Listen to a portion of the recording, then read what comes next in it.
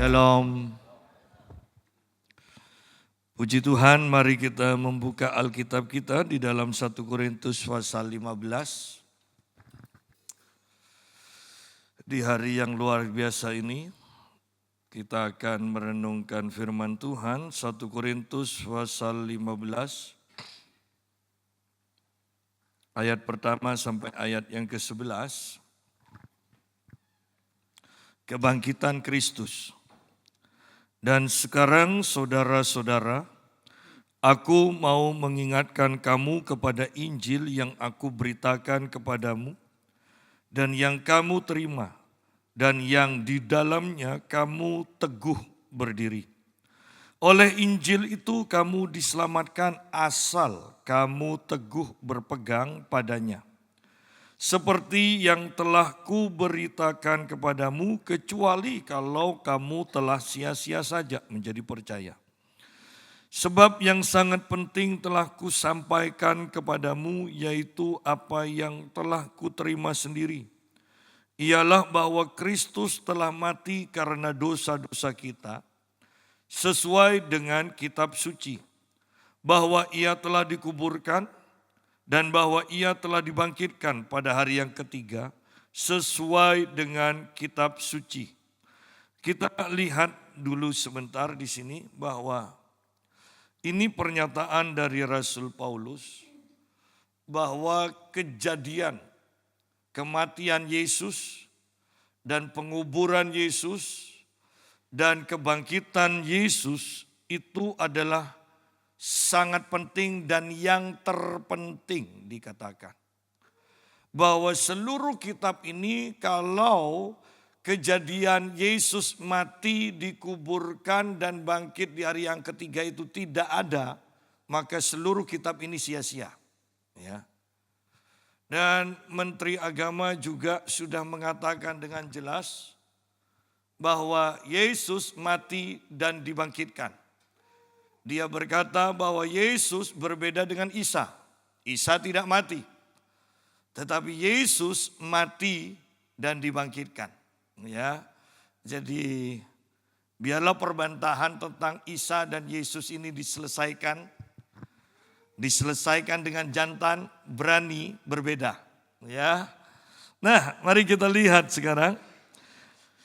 Dan sekarang saudara-saudara, aku mau mengingatkan kamu kepada Injil yang aku beritakan kepadamu dan yang kamu terima dan yang di dalamnya kamu teguh berdiri. Jadi Paulus mengingatkan akan Injil yang diberitakan dan dikatakan sudah diterima oleh jemaat Korintus secara khusus. Dan yang di dalamnya jemaat di Korintus itu teguh berdiri.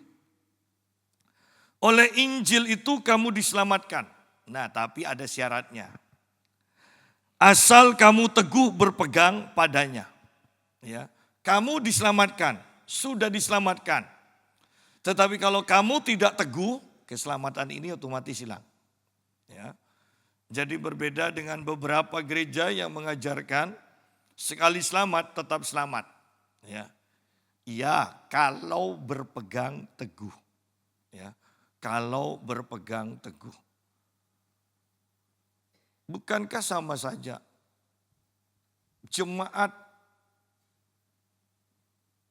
GPBS Shalom Pamekasan? Kalau pindah, apakah tetap jemaat GPBS Shalom? Kan seperti itu kan mudah saja untuk mengatakan. Warga negara Indonesia, iya asal tidak pindah warga negara, ya kan? Sama. Sayangnya kembali bahwa setiap pengajaran itu ada roh di baliknya. Sehingga sekali roh ini bekerja sepandai apapun Anda, nalar Anda tidak akan main. Ya, itu bahayanya pengajaran kalau pengajaran salah. Oleh Injil itu kamu diselamatkan. Asal kamu teguh berpegang padanya. Kata berpegang teguh kan berarti juga mengikuti segala peraturan-peraturannya. Ada orang yang beranggapan bahwa pokoknya terima Tuhan Yesus. Kita diselamatkan. Tidak, bukan hanya itu sebagian. Di sini dikatakan asal kamu teguh berpegang padanya. Berarti kan ada aturan-aturan yang kita pegang, yang kita percaya, yang kita taati. Ya. Kalau tidak, ya tidak selamat. Ya. Bahkan kalau di perjanjian lama begitu banyak peraturan-peraturan yang harus dilakukan. Gagal satu dianggap gagal semua. Ya. Puji Tuhan di dalam perjanjian baru. Kita melakukannya tidak melakukan sendiri dengan kekuatan kita, tetapi kita melakukannya dengan kekuatan Tuhan yang menolong kita. Itulah kasih karunia. Oleh Injil itu kamu diselamatkan asal kamu teguh berpegang padanya. Seperti yang telah kuberitakan kepadamu. Berarti ada aturan-aturannya. Kecuali kalau kamu telah sia-sia saja menjadi percaya. Bagaimana bisa dikatakan kecuali kalau kamu sia-sia saja menjadi percaya. Artinya kan mereka mencoba melakukannya tetapi kok mengecewakan hasilnya. Dan mereka kemudian meninggalkan iman. Ya, meninggalkan iman. Bahwa banyak orang yang meninggalkan imannya, iya. Tetapi saya percaya seandainya kita kenal sungguh-sungguh dengan Tuhan kita yang kita sembah, tidak akan sampai meninggalkan iman. Bahkan pertanyaan seperti mengapa Tuhan ini terjadi? Mengapa ini harus terjadi padaku? Itu tidak akan muncul di dalam mulut kita. Ya. Kalau kita sungguh-sungguh mengenal Allah. Mengenal Allah yang baik, yang merancangkan yang baik, dan dalam segala sesuatu sedang mengerjakan yang baik bagi kita. Itu prinsip itu kalau kita pegang teguh, kita tidak akan bertanya-tanya kok. Kenapa Tuhan ini masih terjadi? Kenapa aku harus mengalami ini? Tuhan sedang bekerja untuk mendatangkan kebaikan kok. Ya. Ujung-ujungnya kebaikan.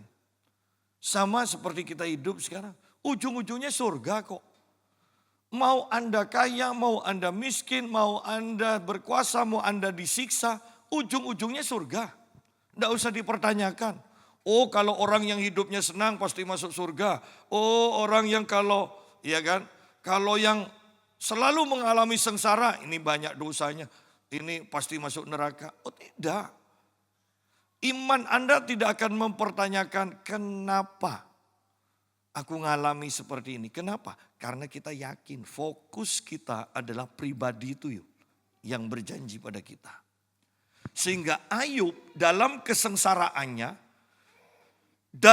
saya mau katakan dalam ketidakmengertiannya bahkan sudah berbuat saleh, Tuhan sendiri mengakui hambaku Ayub yang saleh. Tetapi kenapa dalam satu hari semua anaknya mati? Dalam satu hari semua hartanya lenyap. Dalam satu hari tubuhnya berpenyakitan. Tetapi Ayub mengatakan di dalam Ayub pasal 19. Tetapi aku tahu penebusku hidup dikatakan. Aku tahu penebusku hidup. Sekalipun dia mati dikatakan. Dalam dagingku yang sudah mati ini aku melihat Allahku dikatakan. Wow, itu pernyataan yang sangat luar biasa. Bahkan dalam kematiannya dikatakan manusia rohnya tetap melihat Tuhan penebusnya itu hidup. Itu pengakuan yang tidak tergoyahkan.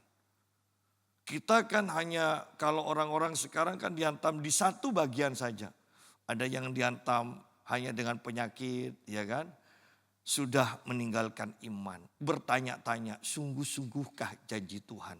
Sungguh-sungguhkah Tuhan itu memperhatikan saya?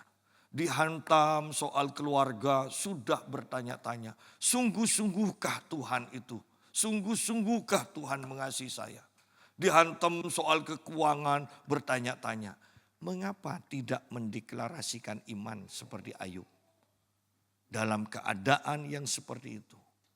Bahkan istrinya mengata-ngatai, masihkah engkau setia kepada Allahmu? Tinggalkan dia. Dan Ayub katakan, kamu gila. Perkataan seperti apa itu? Sidang jemaat, bagaimana kalau kita diperhadapkan seperti Ayub? Dan kemudian ada sahabat-sahabat kita mungkin, keluarga kita yang mengatakan, nih lihat, gara-gara kamu menyembah Tuhan yang seperti ini, nih akibatnya.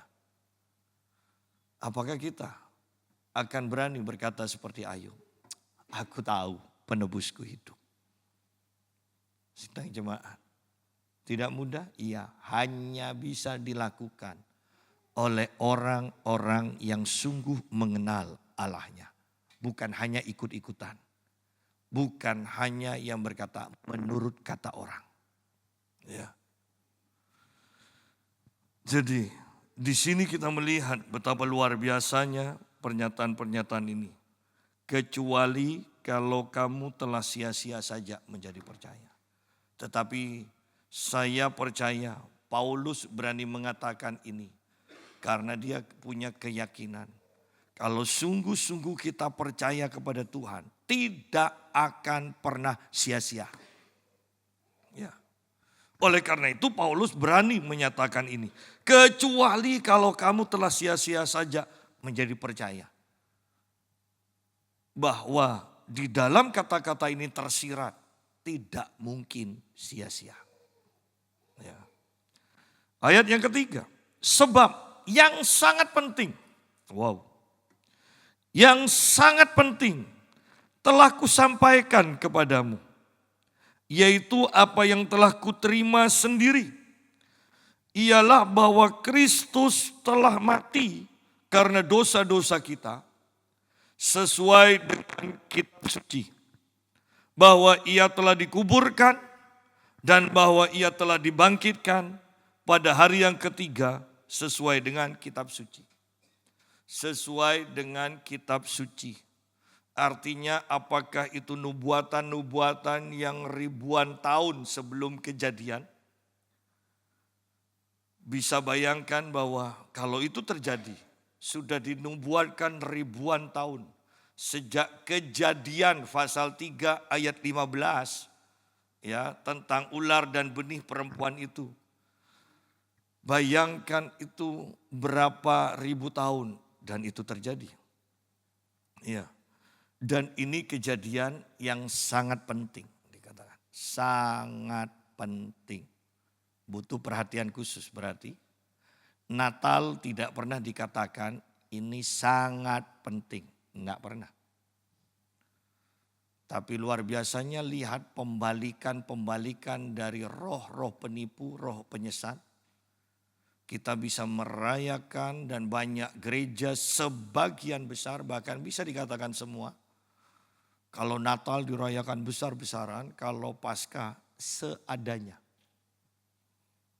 Ya, bahkan jarang yang merayakan hanya ibadah biasa selesai-selesai.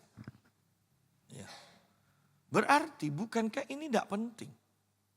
Ya. Coba lihat orang Islam, Idul Fitri penting. Sehingga mereka beli pakaian, beli sepatu, segala macam. Ya, beli makanan. Kenapa? Karena itu penting. Mereka bangun pagi, ya, mereka tutup jalan, ya kan, karena ibadah. Tidak cukup. Berarti kan itu penting. Intinya itu kan penting. Bagaimana dengan orang Kristen? Apakah Paskah ini penting? Kalau Paulus berkata, ini sangat penting. Sangat penting. Dan Paulus mengatakan, sebab yang sangat penting telah kusampaikan kepadamu, yaitu apa yang telah kuterima sendiri. Paulus katakan sangat penting. Ingat, sebagai orang Yahudi, sebagai orang Farisi, saya percaya bahwa dia adalah salah satu orang yang paling tidak percaya bahwa Yesus adalah Tuhan, bahwa Yesus sudah dibangkitkan. Yang dia percaya, Yesus adalah manusia biasa, sudah mati dikuburkan. Tetapi ini sekarang dia mengakui Yesus sudah bangkit. Dari semua orang yang tidak ada kemungkinan untuk bisa percaya bahwa Yesus bangkit, saya percaya salah satunya dari sedikit orang itu, ya, Paulus tidak mungkin percaya. Oleh karena itu kehidupannya menganiaya jemaat yang percaya bahwa Yesus sudah dibangkitkan. Sampai Yesus datang sendiri kepada dia, mengajar dia ya di padang gurun selama beberapa tahun, sehingga Paulus kemudian mengatakan ini sangat penting. Bahwa Yesus mati bukan karena dia berdosa, bukan karena dia adalah manusia biasa. Yesus mati bukan karena dibunuh, tetapi Yesus mati karena menanggung dosa kita, menggantikan kita orang berdosa yang seharusnya dihukum, ya. Dan Yesus bukan dibunuh, tetapi Yesus menyerahkan nyawanya. Bukan dibunuh. Tidak ada seorang pun yang bisa membunuh Yesus. Ya. Karena Yesus sendiri mengatakan tidak ada orang yang bisa mengambil nyawanya. Kecuali anak itu menyerahkannya. Dan Yesus menyerahkan. Jadi jangan pernah menerima perkataan mungkin dari agama lain yang mengatakan Yesus mati dibunuh. Yesus mati. Kalau sampai Allah kok bisa mati? Anda harus bisa mengatakan Yesus tidak pernah mati dibunuh. Yesus mati karena dia sendiri yang menyerahkan nyawanya. Ya. Bahkan bukankah Pilatus pun sampai Pilatus atau Herodes ya? Pilatus mungkin. Yang heran kok sudah mati? Ya, sedangkan yang dua kok belum mati? Karena Yesus yang menyerahkan nyawanya. Ya. Kalau yang dua kan mau mempertahankan nyawanya, walaupun sudah sakit seperti itu masih mau mempertahankan nyawanya. Banyak orang sudah sekarat pun masih ingin hidup loh. Ya. Bahwa ia telah dikuburkan. Oleh karena itu kita ketika anak-anak kita, ketika kita percaya Tuhan Yesus, kita itu dibaptis. Bukan dipercik, dibaptis yang melambangkan tubuh kita ini, ya, yang jasmani ini dikuburkan masuk ke dalam air. Ya. Kemudian keluar dari air itu berarti dibangkitkan sebagai ciptaan yang baru. Sekarang ini gereja lucu-lucu, banyak yang demi praktisnya jadi. Bukan di laut, bukan di sungai, bukan di kolam renang, sekarang di bathtub. Tinggal dicelupkan, yang membaptis tidak masuk ke air, takut ke air. Takut basah, lucu-lucu aja dicelupkan. Ya. Ya. Ada lagi gereja yang mengajarkan kalau mau pelayanan di gereja kami harus dibaptis lagi. Walaupun sudah dibaptis selam lagi. Kenapa? Karena gereja ini menganggap gereja lain tidak selevel dengan dia. Gereja ini sombong. Kalau Anda tahu yang saya maksudkan, anjurkan anak-anak Anda jangan masuk ke gereja ini. Gereja ini sombong. Karena baptisan itu sudah kesepakatan. Bagi gereja yang menganut Pantekosta Injili yang dengan baptis selam, mau Anda kemudian berbuat dosa lagi dan merasa kok tidak serk ya, sekarang saya sudah sungguh-sungguh bertobat, mau dibaptis. Itu pun semua gereja tidak akan mau untuk melakukan baptis yang kedua kalinya. Apalagi ini sedang maju-majunya kerohanian sampai mau pelayanan dan disuruh baptis lagi. Perhatikan, ini tidak benar. Ya, ini tidak benar. Kalau Anda tahu yang saya maksudkan, saya mau tekankan, janganlah pergi ke gereja yang seperti itu. Jangan. Ya. Karena semua gereja Pantekosta, karismatik, sepakat. Satu baptisan, masuk diselapkan, dan itu tidak perlu diulang lagi. Karena manusia cukup mati satu kali saja. Ya, satu kali.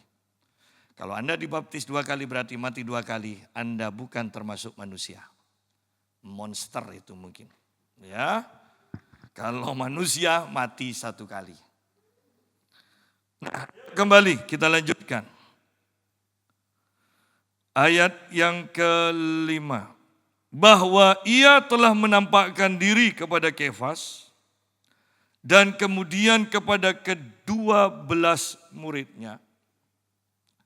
Sesudah itu ia menampakkan diri kepada lebih dari 500 saudara sekaligus. Kebanyakan dari mereka masih hidup sampai sekarang, tetapi beberapa di antaranya telah meninggal. Nah, Anda kalau ingat kejadian di dalam perjalanan 2 murid ke Emmaus, mereka bertemu dengan Tuhan di perjalanan, mereka berjalan bersama-sama. Mereka kemudian mengajak Tuhan Yesus ke rumahnya dan makan. Dan kemudian Yesus memecah roti dan kemudian hilang.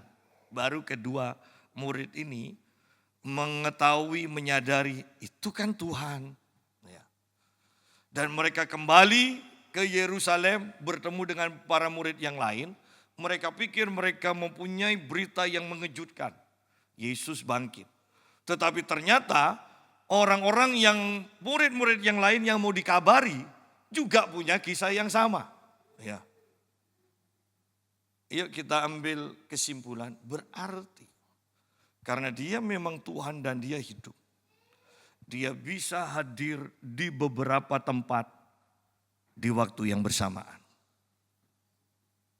Ini membuktikan bahwa 1, dia hidup, dan 2, dia adalah Tuhan yang tidak terbatas ruang dan waktu.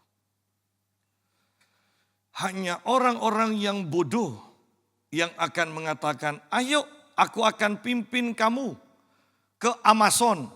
Kalau ditanya, sudahkah kamu pernah ke Amazon? Tidak pernah. Ya, itu kan orang bodoh. Tetapi Yesus, saya mau katakan secara sederhana, bukankah kitab ini disahkan oleh pemerintah? Artinya seharusnya pemerintah juga tahu bahwa Yesus mati, bangkit, dan naik ke surga. Dan seharusnya kalau sudah disahkan kan pemerintah mengakui juga kan bahwa Yesus mati dan hidup naik ke surga. Satu-satunya, kembali saya tekankan betapa pentingnya ini. Satu-satunya tokoh tokoh agama lah. Yang mati, dikuburkan, bangkit kembali, naik ke surga, hanya Yesus. Tidak ada yang lain. Satu tokoh harus didoakan oleh umatnya. Ada yang hilang lenyap. Dan dikatakan, wah ini mencapai tujuanlah dia beragama. Ingat bahwa ketika orang bersemedi dan tiba-tiba semua tubuhnya lenyap, berarti itu sudah tidak ada harapan untuk diselamatkan. Roh, jiwa, tubuhnya itu langsung mengalami kematian, lenyap. Kita tidak lenyap, kita diubahkan dan diangkat ke surga nantinya. Ingat, kita tidak lenyap. Ya. Dan mari kita lihat kembali ayat yang ke-6. Sesudah itu, Yesus menampakkan diri kepada lebih dari 500 saudara sekaligus. Kebanyakan dari mereka masih hidup sampai sekarang. Ayat yang ke-7, selanjutnya ia menampakkan diri kepada Yakobus, kemudian kepada semua rasul. Ayat 8, dan yang paling akhir dari semuanya, ia menampakkan diri juga kepadaku. Lihat di sini kata sesudah, selanjutnya. Orang bangkit dari kematian yang disebut mati suri, kemudian mati lagi. Ada yang karena tubuhnya itu sudah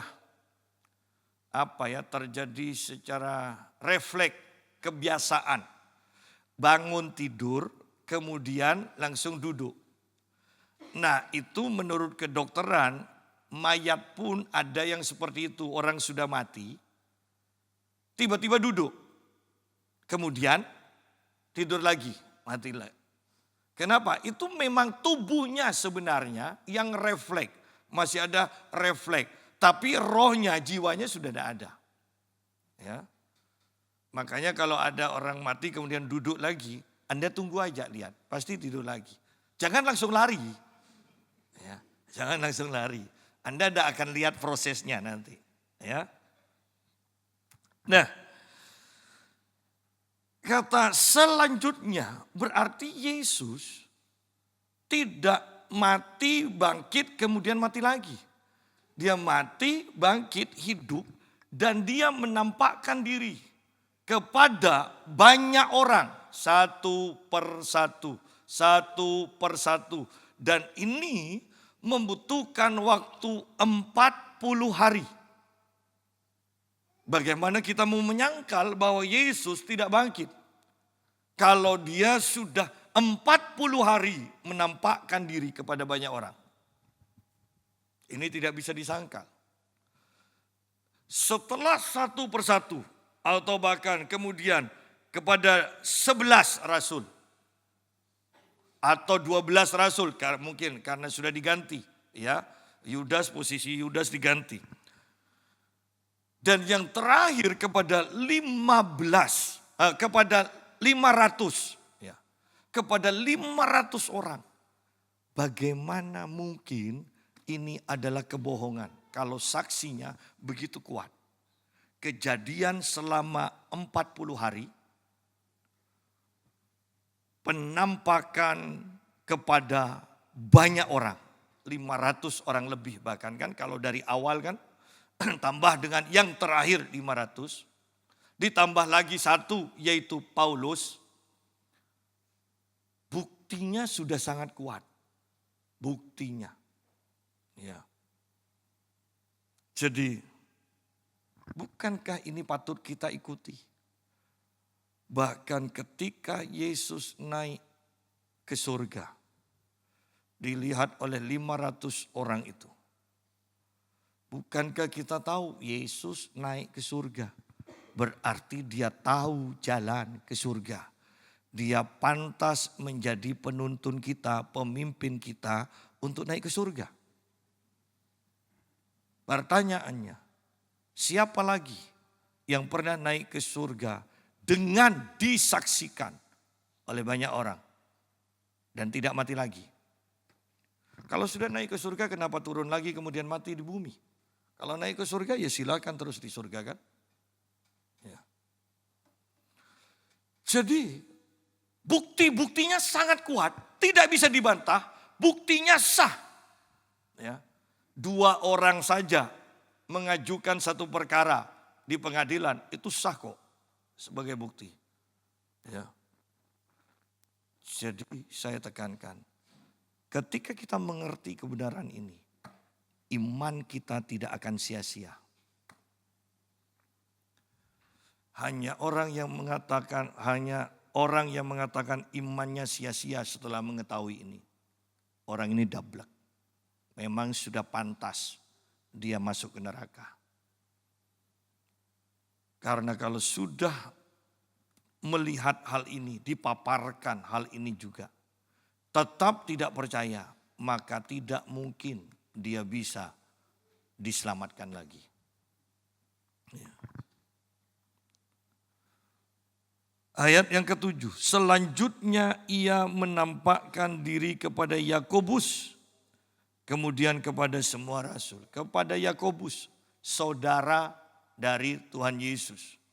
Salah satu dari saudara-saudaranya yang mengatakan, Kalau engkau memang Tuhan, jangan sembunyi, tunjukkan dan lakukan mujizat di banyak orang.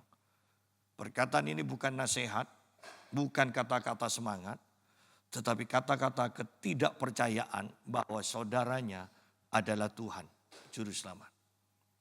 Tetapi ketika Yesus sudah mati dan dibangkitkan, Yesus menampakkan diri dan Yakobus menjadi rasul dan bahkan penatua yang sangat dihormati di Yerusalem.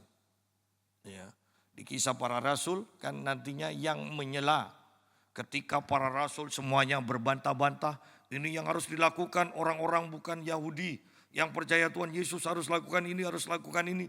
Paulus katakan, itu tidak perlu, tidak perlu. Semuanya kemudian pertengkaran yang dahsyat terjadi. Yakobus, saudara Yesus yang sudah percaya Yesus ini, dia yang kemudian melerai dan menetapkan satu keputusan. Ya.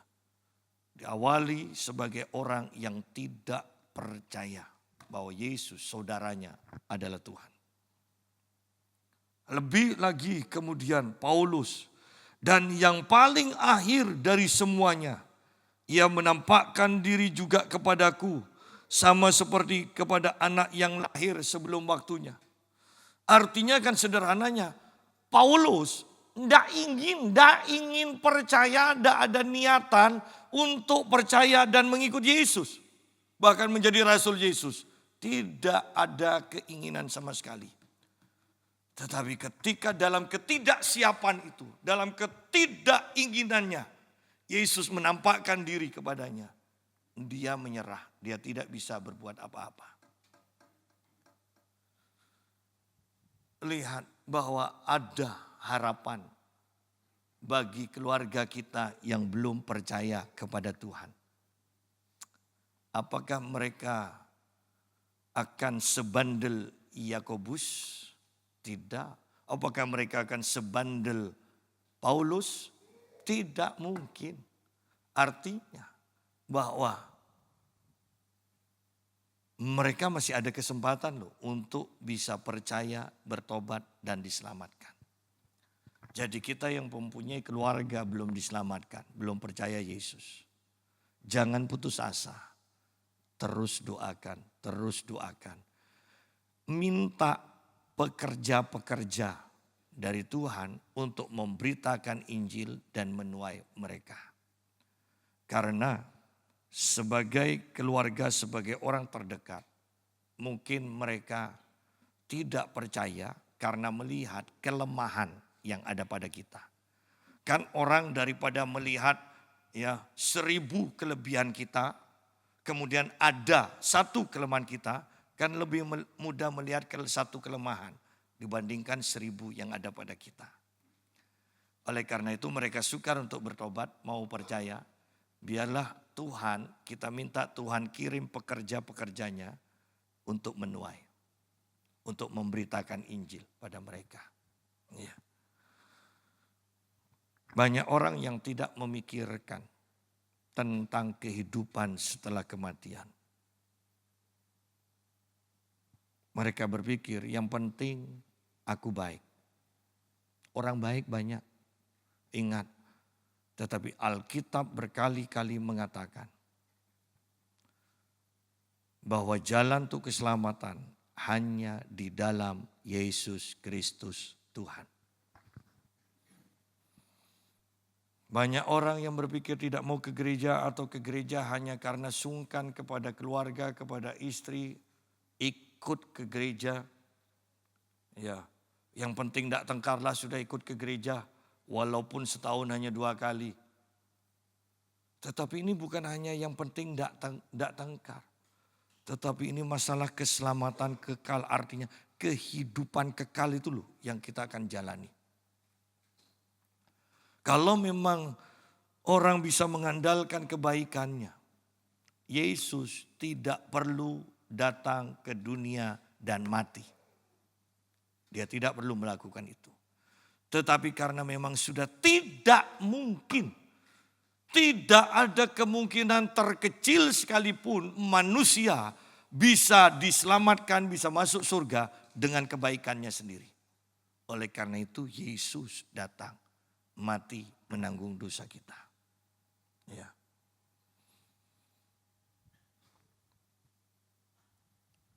Ayat 9. Karena aku adalah yang paling hina dari semua rasul. Bahkan tidak layak disebut rasul. Sebab aku telah menganiaya jemaat.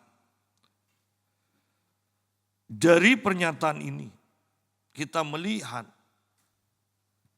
sebagai orang yang sombong, ya, dia orang termuda dari anggota Farisi.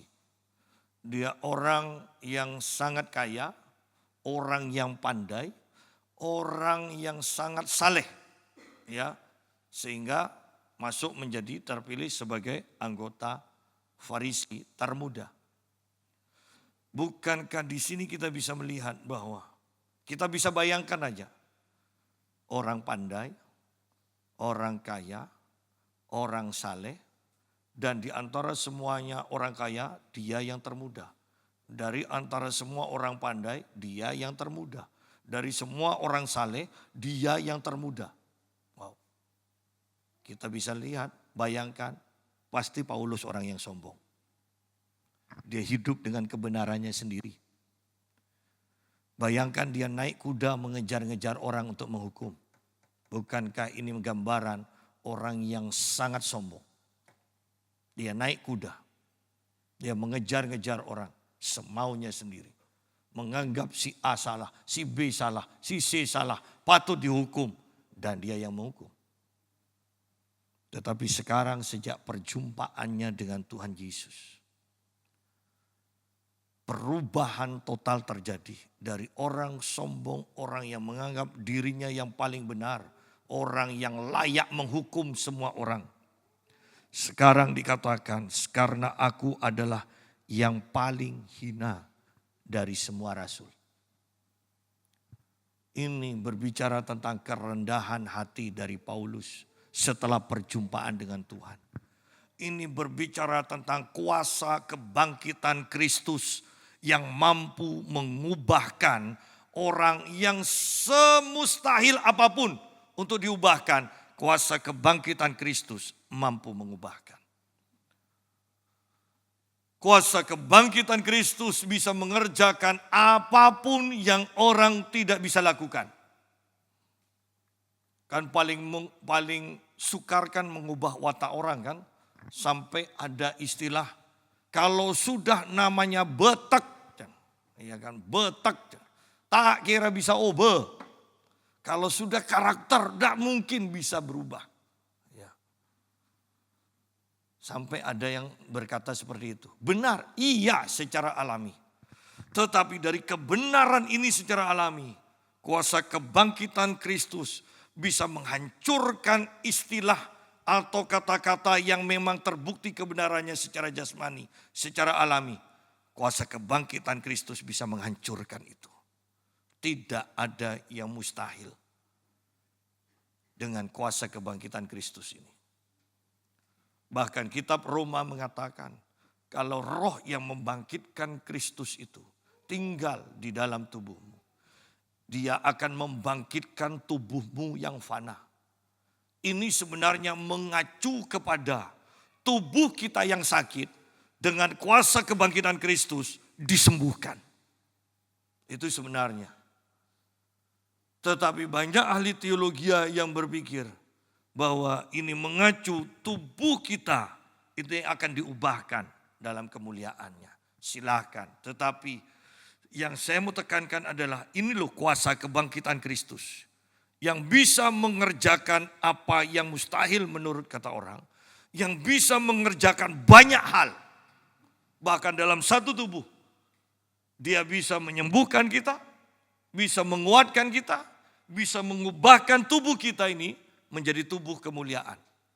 Kuasa kebangkitan Kristus yang sangat luar biasa. Karena aku adalah yang paling hina dari semua rasul, bahkan tidak layak disebut rasul. Tidak layak.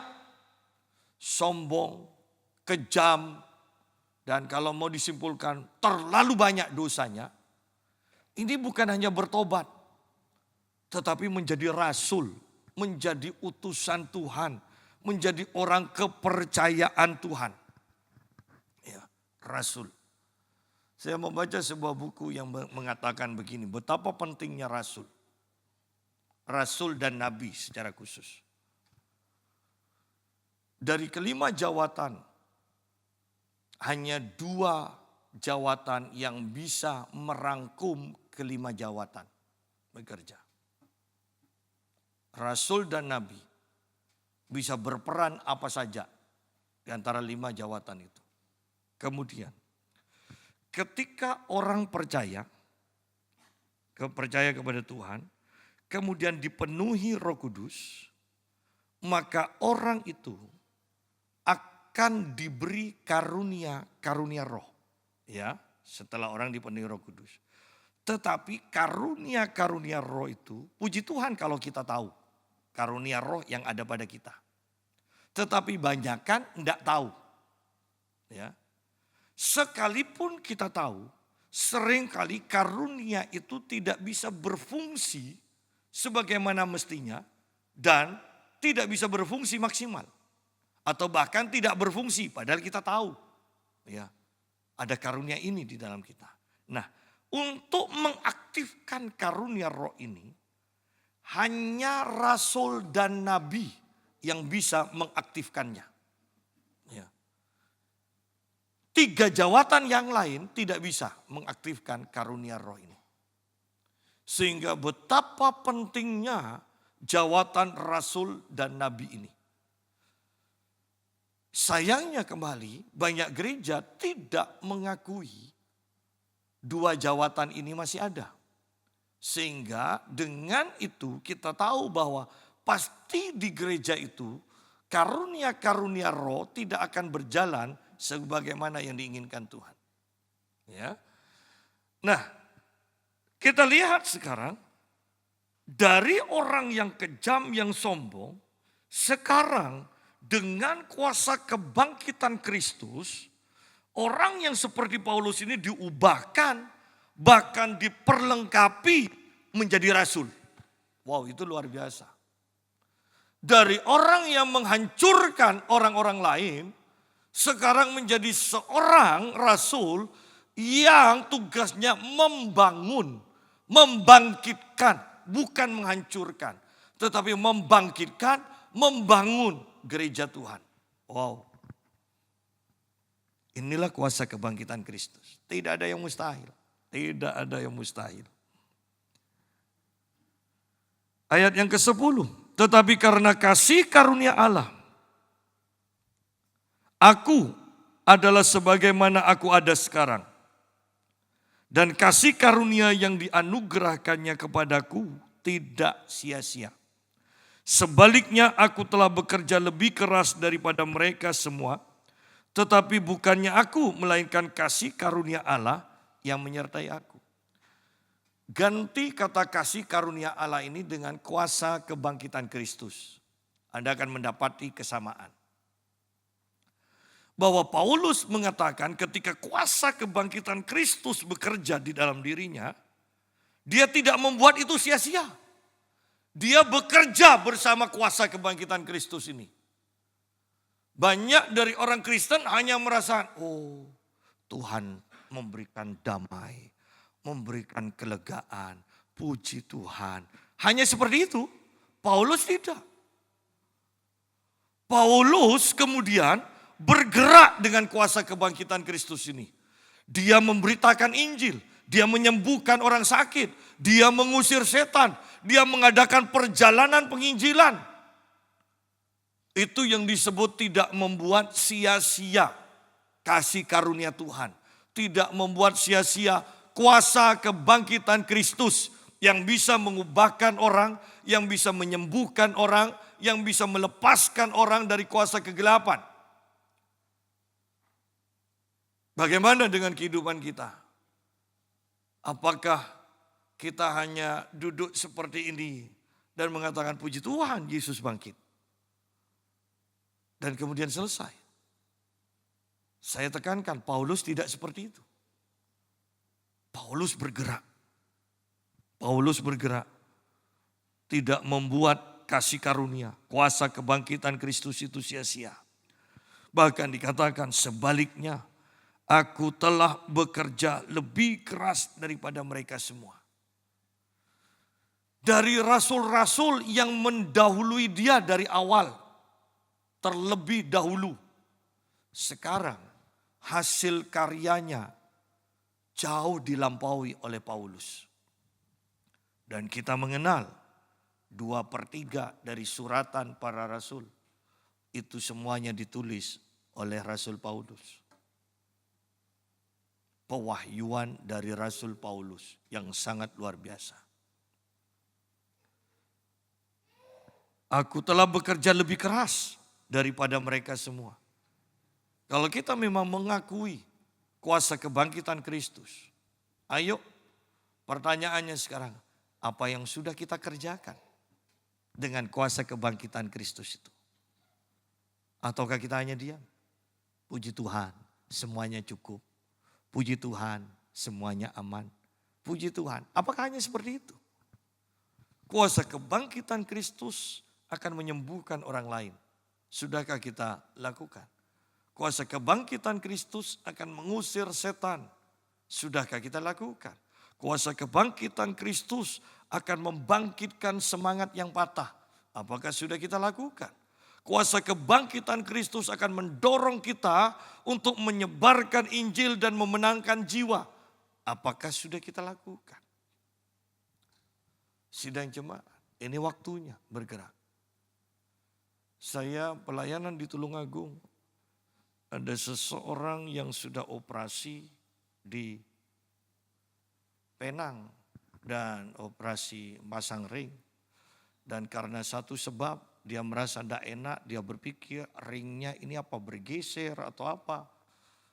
Dan dia minta doa dan saya doakan. Kemudian dia katakan nanti menjelang atau kira-kira Idul Fitri saya akan kembali ke Penang untuk check up. Dia bilang. Dan istrinya katakan, Bapak saya nanti sebelum ke Penang mau ke Pamekasan ya untuk didoakan terlebih dahulu. Saya katakan, Ibu jauh loh. Enggak apa-apa. Saya ke Pamekasan sebelum berangkat ke Penang. Dikatakan. Kenapa bisa terjadi seperti itu? Karena dia melihat kuasa Tuhan melalui kehidupan saya ketika melayani di Tulungagung. Di antara kita pun sama. Tuhan memperlengkapi kita semua dengan kuasa kebangkitan Kristus. Banyak hal bisa kita kerjakan, kecuali satu hal jangan kita kerjakan. Jangan membuat sia-sia dengan hanya berdiam diri. Paulus katakan, sebaliknya aku telah bekerja lebih keras. Aku bekerja lebih keras. Aku bekerja lebih keras. Bayangkan kalimat ini. Aku bekerja lebih keras. Ya.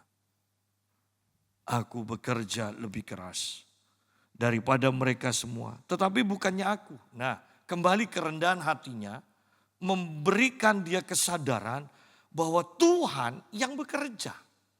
Semua ini karya Tuhan. Bahwa inilah kerendahan hati menyadari campur tangan Tuhan dalam setiap kehidupan kita. Itulah kerendahan hati.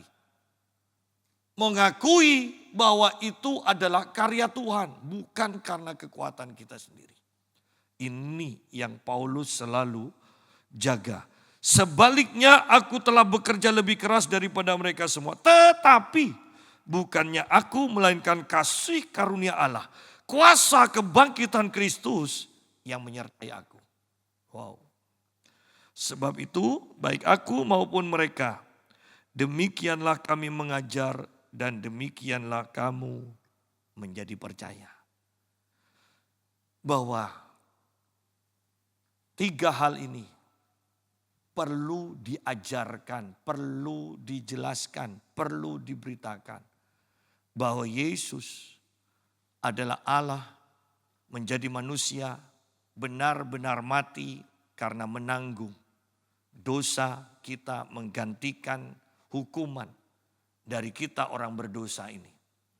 Yesus benar-benar mati dan dikuburkan 3 hari.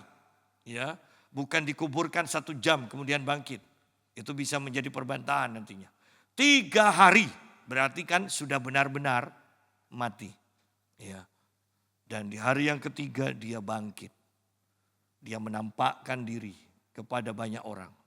Dia menampakkan diri selama 40 hari di muka bumi.